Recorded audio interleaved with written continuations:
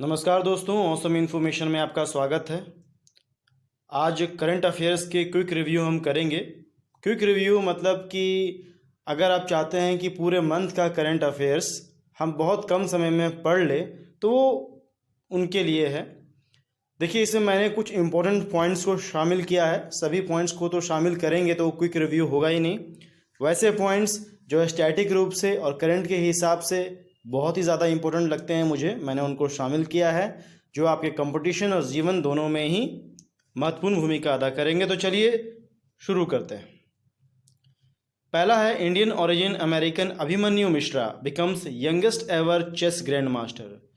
मतलब कि अमेरिका में रहने वाला भारतीय मूल का एक लड़का है अभिमन्यु मिश्रा, जो सबसे यंग चेस ग्रैंड मास्टर बन चुका है। याद कैसे रखिएगा, आपको मालूम होगा महाभारत में एक महान पात्र था अभिमन्यु, जो आज भी बहुत चर्चा में हैं और हमेशा रहेंगे, क्योंकि उन्होंने बहुत ही कम उम्र 16 साल की उम्र में युद्ध लड़ा था और वीर गति को प्राप्त हुए थे, महारथियों से लड़ा था।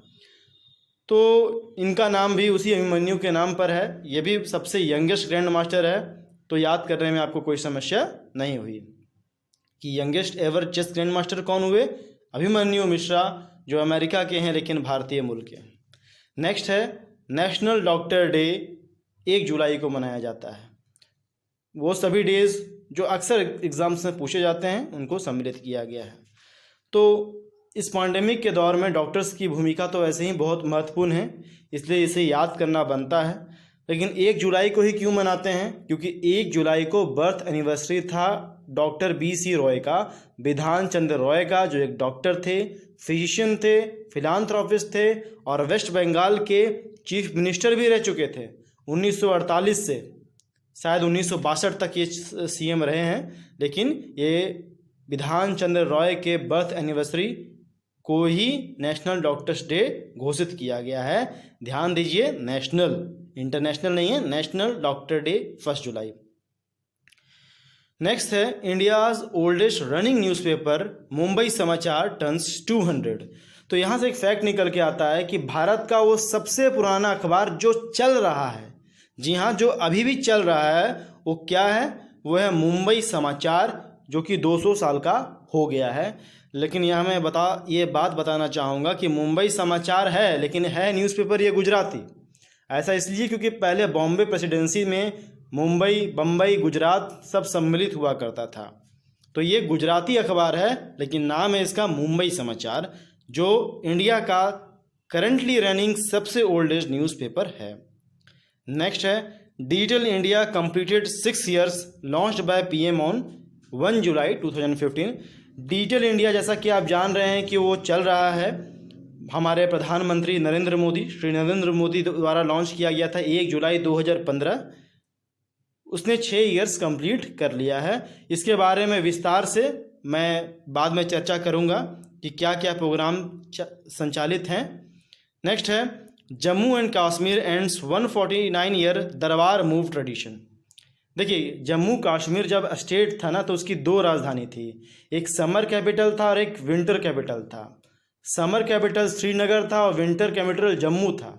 तो जब जब कैपिटल चेंज होता था तो जो दरबार मूव मतलब कि क्या, जो भी केंद्र में जो डिपार्टमेंट हुआ करते थे उनसे संबंधित जितने भी ऑफिसेस थे वो कभी जम्मू शिफ्ट होते थे, कभी श्रीनगर शिफ्ट होते थे। तो उस प्रथा को एंड कर दिया गया है, क्योंकि अब ये तो यूनियन टेरिटरी UT बन चुका है। नेक्स्ट है, minister of education launches Nipun Bharat programme on the aegis of Samagra Shiksha. समग्र शिक्षा जैसा कि चल रहा है, उसके तत्वाधान में निपुण भारत लॉन्च किया गया है, मिनिस्ट्री ऑफ एजुकेशन। जो टीचर कैंडिडेट होंगे उनके लिए ये बहुत ही महत्वपूर्ण सवाल है, जो टेट सीटेट की तैयारी करते हैं। देखिए, निपुण भारत क्या है, इसमें फंडामेंटल लिटरेसी और न्यूमरेसी एंड ऑफ ग्रेड 3 तक दे देना है। जैसे कि आप जानते हैं कि साक्षर का डेफिनेशन क्या होता है, कि वो पढ़ना लिखना जाने और मिनिमम 7 साल का हो।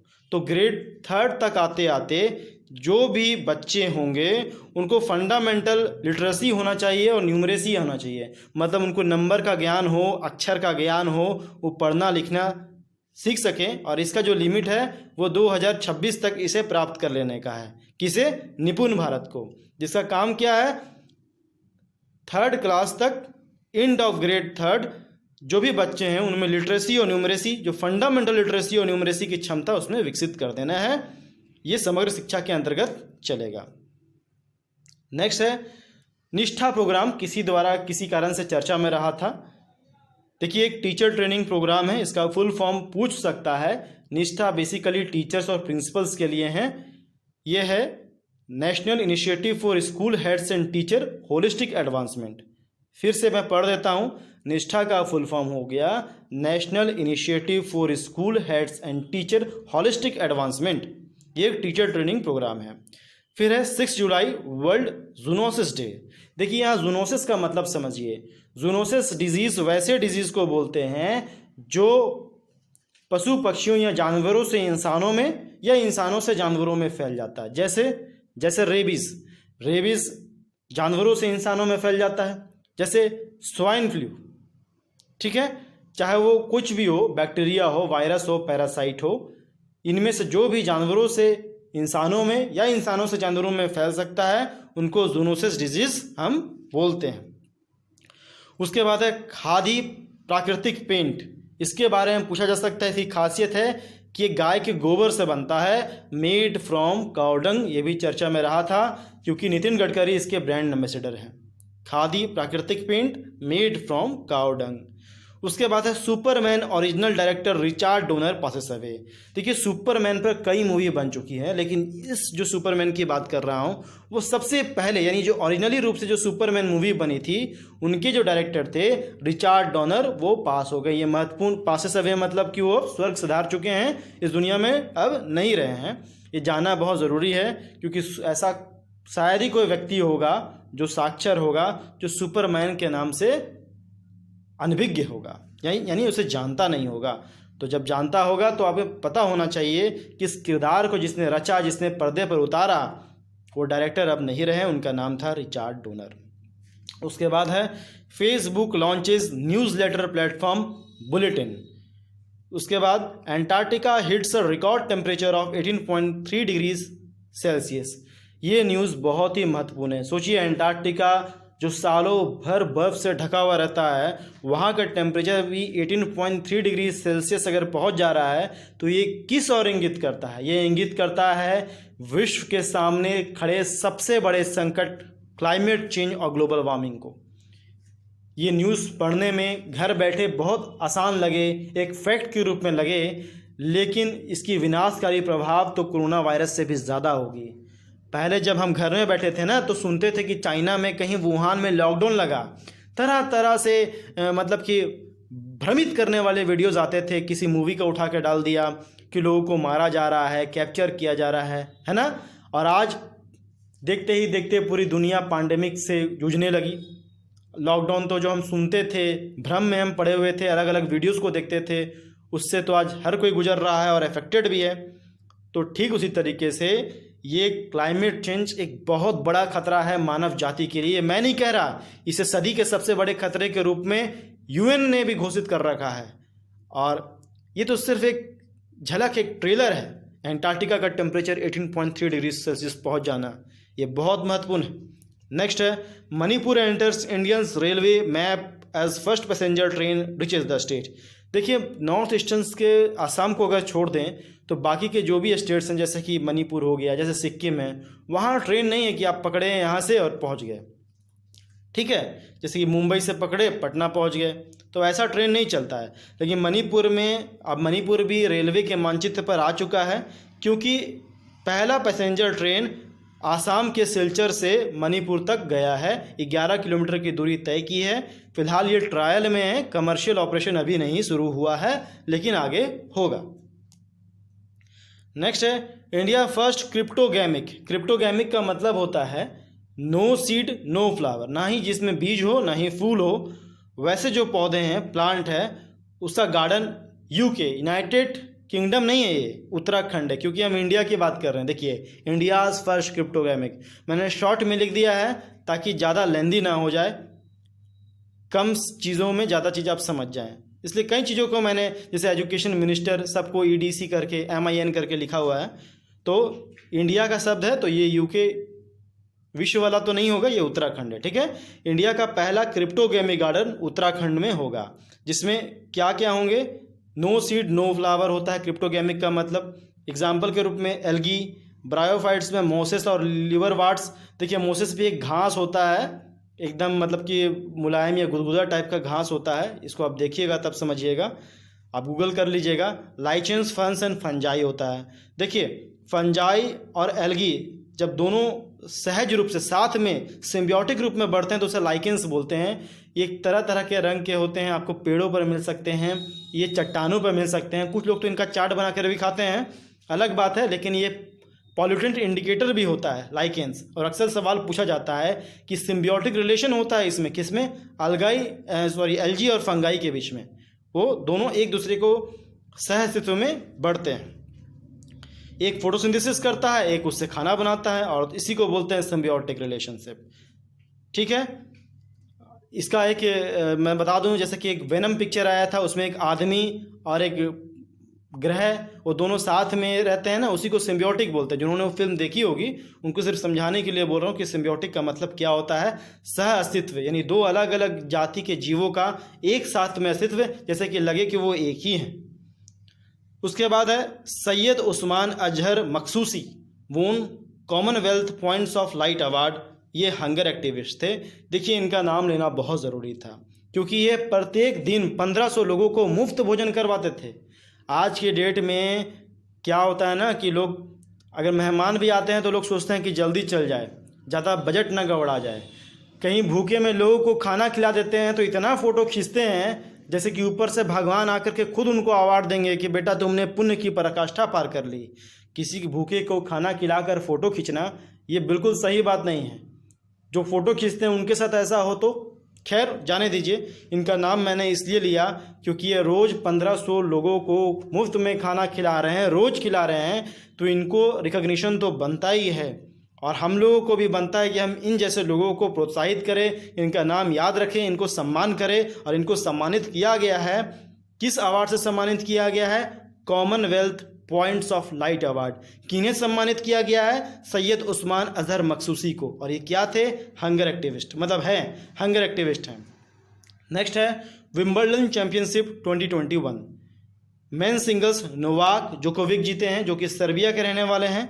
वुमेन सिंगल्स एशले बार्टी जीती है, जो ऑस्ट्रेलिया की रहने वाली है। फिर से याद रखिए, मेन सिंगल्स नोवाक जोकोविक, बहुत सारा इनाम इन्होंने जीता है। अगर हम ग्रैंड स्लैम की बात करें तो सर्बिया के रहने वाले हैं। और वुमेन सिंगल एशले बार्टी जो ऑस्ट्रेलिया की रहने वाली हैं।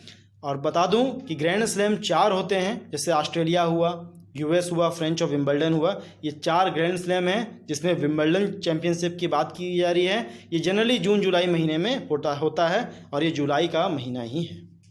नेक्स्ट है Argentina beats Brazil to lift Copa America 2021। जैसे अपने यहाँ क्रिकेट का बुखार होता है, वर्ल्ड कप तो जाने दीजिए, T20 में भी लोग बहुत ही ज़्यादा प्रफुल्लित होते हैं, उत्साहित होते हैं कि मैच हो रहा है, वनडे इंटरनेशनल हो रहा है। जिस तरीके से अपने यहाँ क्रिकेट एक रिलीजन के रूप में है, ठीक इसी तरह का बुखार, फुटबॉल का फीवर यूरोपियन कंट्रीज पर छाया हुआ रहता है। तो अर्जेंटीना ने ब्राज़ील को हराकर कोपा अमेरिका जीत लिया। कुछ फैक्ट्स यहाँ याद रखिए। अर्जेंटीना को लीड यहाँ लियोनेल मेसी कर रहे थे। आपसे सवाल पूछा जाता होगा कौन खिलाड़ी किस खेल से संबंधित है, लेकिन अगर कभी डिफ़िकल्ट बनाया जा सके, क्योंकि एग्जामिनेशन सिलेक्शन प्रोसेस नहीं रहा, ये तो डी सिलेक्शन प्रोसेस हो गया कि कितनों को हम छाट सके, तो लियोनेल मेसी अर्जेंटीना को लीड कर रहे थे। और नेमार का नाम हमने सुना होगा, वो नेमार ब्राज़ील को लीड कर रहे थे। तो ऐसे पढ़िए इसको, Lionel Messi leads Argentina beats Neymar leads Brazil to lift Copa America. Argentina ने ब्राज़ील को हराकर कोपा अमेरिका 2021 जीत लिया। कुछ कारणों से चर्चावश रहे थे आसाम के कुछ ट्राइब, जिनका नाम ले रहा हूँ। आसाम के कुछ ट्राइब्स हैं बोडोज, रभास, मिसिंग्स। याद कर लीजिए, बोडोज, रभास, मिसिंग्स, बोडोज, रभास, मिसिंग्स। नेक्स्ट है 11 जुलाई वर्ल्ड पॉपुलेशन डे। आप ये डे भी बहुत महत्वपूर्ण हो सकता है, क्यों है? क्योंकि अभी आप हाल ही में चर्चा में देख रहे होंगे, उत्तर प्रदेश में जनसंख्या नियंत्रण के लिए कुछ लॉ पास किए गए हैं, क्योंकि पॉपुलेशन का दबाव बढ़ता चल जा रहा है। पॉपुलेशन तो बढ़ रहा है लेकिन संसाधन सीमित है। जब संसाधन सीमित होते हैं, पॉपुलेशन ज़्यादा होती है, तो जो लोग ये पढ़ रहे होंगे कंपटीशन के लिहाज से वो तो समझ सकते हैं, सीटें कम हैं, भीड़ बहुत ज़्यादा है, कितनी मारामारी होती है बसों में, ट्रेनों में। तो पॉपुलेशन एक बहुत बड़ा, बढ़ती हुई पॉपुलेशन एक कंसर्न है, और इसका मिसमैनेजमेंट तो और भी ज़्यादा बड़ा कंसर्न है, जो किसी और वीडियो में चर्चा किया जाएगा। फिलहाल तो हम करंट अफेयर डिस्कस कर रहे हैं। तो 11 जुलाई को वर्ल्ड पॉपुलेशन डे मनाया जाता है। देखिए, वर्ल्ड जो भी डे है ना, वो ध्यान रखिए कि नेशनल और इंटरनेशनल में कौन इंटरनेशनल है, कौन नेशनल है। इससे पहले हमने 1 जुलाई में क्या पढ़ा, नेशनल डॉक्टर डे क्यों मनाया जाता है, बिधान चंद्र रॉय के बर्थ एनिवर्सरी पर। बिधान चंद्र रॉय कौन थे, वेस्ट बंगाल के सीएम रह चुके थे, फॉर्मर सीएम, और वो एक फिजिशियन भी थे, यानी डॉक्टर भी थे। नेक्स्ट है, कुछ सीएम बदले हैं। अभी ये जो करंट अफेयर में पार्ट 1 दे रहा हूँ, ये 1 से लेकर 15 जुलाई तक है। आगे के जो मैं पार्ट बनाऊंगा उसमें बाकी के सीएम और जो गवर्नर जो चेंज हुए हैं मैं उनको भी बताऊंगा। फिलहाल यूके के सीएम, जो यूके, क्योंकि इंडिया की बात कर रहा हूँ तो उत्तराखंड, कॉमन सेंस है। उत्तराखंड के जो सीएम हुए वो पुष्कर सिंह धामी हैं, और आसाम के जो सीएम हुए हिमंत विश्व शर्मा है। अभी एक और न्यूज़ चल रहा है, आसाम और मिजोरम के बीच में सीमा विवाद, जिसमें 6 पुलिसकर्मी और एक सिविलियन शायद मारा गया है। इसके बारे में बाद में चर्चा करेंगे, क्योंकि ये 27-28 जुलाई की बात है, और अभी हम 1 जुलाई से 15 जुलाई तक पढ़ रहे हैं। फिर है यूरो 2020 फाइनल। मैंने पहले ही बोला, फुटबॉल का बुखार यूरोपियन कंट्रीज़ में बहुत ज़्यादा है। तो यूरो कप के फाइनल में इटली ने इंग्लैंड को हरा दिया। किसने, Italy beats England, Italy beats England. तो यूरो कप की इडली किसने खाई, इटली ने खाई, याद हो गया। फिर है Portugal captain Cristiano Ronaldo wins golden boots in Euro 2020।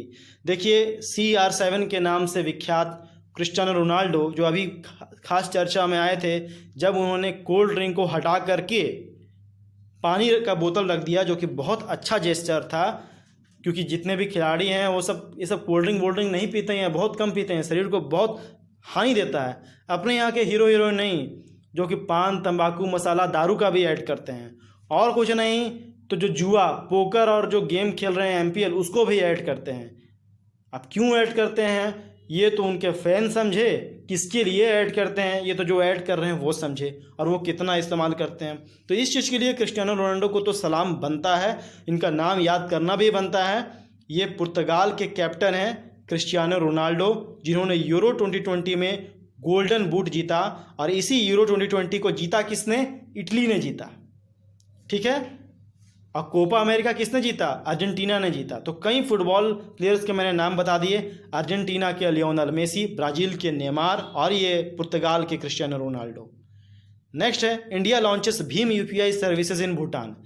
जैसे कि कई देशों में जाते हैं ना तो आपको वीज़ा लगता है, लेकिन मैं बता दूं, नेपाल और भूटान जाएंगे तो वीज़ा की ज़रूरत नहीं है। वहाँ आप अपना वोटर कार्ड लेकर जा सकते हैं, या कोई पहचान ID लेकर चल सकते हैं, आधार कार्ड शायद वैलिड नहीं हो। तो सपोज़ कीजिए आप भूटान घूमने गए और आपको पेमेंट करना है, वहाँ की करेंसी आप नहीं ढोना चाहते हैं, तो भीम UPI का सर्विस का इस्तेमाल कीजिए, जो टूरिज्म और बिजनेस दोनों ही लोगों को ध्यान में रखकर इंडिया ने जारी कर दिया है।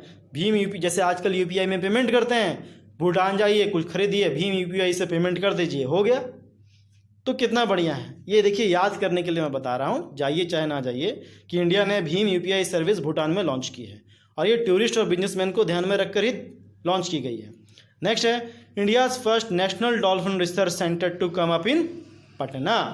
इंडिया में जो पहला नेशनल डॉल्फिन रिसर्च सेंटर खोला जाएगा वो पटना में खोला जाएगा। नेक्स्ट है, India's first green ATM open in Gurugram. मतलब जिस तरीके से आप पैसे का ATM सुनते हैं, सुनते नहीं मतलब इस्तेमाल करते हैं, मिल्क का ATM भी आपने सुना होगा, मतलब कि आप पैसे डालिए और मिल्क का पैकेट निकलेगा। पानी का ATM भी आपने सुना होगा, आप पैसे डालिए, रुपए डालिए या कार्ड डालिए, आपको दूध मिल जाएगा। तो गुरुग्राम में एक ऐसा ATM लॉन्च किया गया कि आपको ग्रेन्स मिल जाएंगे, जैसे वीट मिल जाएंगे, मिलेट्स मिल जाएंगे, राइस मिल जाएंगे। तो कितना अच्छा है ना। जन वितरण प्रणाली में अक्सर शिकायतें रहती हैं कि 1 किलो 5 किलो ले रहे हैं तो 1 किलो कम है, 3 किलो ले रहे हैं तो 1 किलो कम है। अगर इस तरह का ATM यहाँ पर भी बिहार में या यूपी जैसे कई भी स्टेट्स में डाल दिया जाए जहाँ इस तरह की समस्याएं आती हैं जन वितरण प्रणाली में, तो कितना बढ़िया होगा कि जो भी कार्ड उन्हें मिले होंगे या जो रुपए होंगे वो कार्ड इंसर्ट करेंगे और जो भी वेल कैलकुलेटेड जो ग्रेन मिलना चाहिए 3 किलो 5 किलो वो सीधा उनसे ATM से मिल जाएगा। तो बहुत अच्छा इनिशिएटिव है। तो इसी तरह का ये जुलाई पार्ट 1 का वीडियो था। अगर आप इस वीडियो को पसंद कर रहे हैं, नीचे कमेंट बॉक्स खुला हुआ है, आप कमेंट कीजिए क्या चाहते हैं या किस मुद्दे पर बात रखना चाहते हैं, क्योंकि ये प्लेटफॉर्म आपके नॉलेज को बढ़ाएगा। वो नॉलेज जो आम लोगों के ज़िंदगी को ध्यान में रखते हुए, उनकी ज़रूरतों को ध्यान में रखते हुए मुद्दों को भी उठाता है, चाहे वो परीक्षा की लेट लतीफ़ी हो, रिज़ल्ट की लेट लतीफ़ी हो या एग्ज़ाम की तैयारी हो। तो आप कैसा लगा ये करंट अफेयर ज़रूर बताइएगा, और यदि रिस्पॉन्स अच्छा रहेगा तो मैं इसका नेक्स्ट पार्ट भी लेकर के आऊँगा। ये पार्ट उन लोगों के लिए है जो कोई भी कंपटीशन की तैयारी कर रहे हैं और वो चाहते हैं कि बहुत कम समय में पूरे महीने का करंट अफेयर्स हम पढ़ के जाएं। वैसे करंट अफेयर रोज़ पढ़ने की चीज़ें हैं, लेकिन एक होता है ना क्विक रिव्यू हम ले ले, तो ये क्विक रिव्यू है। आज के लिए इतना ही। जय हिंद, जय भारत।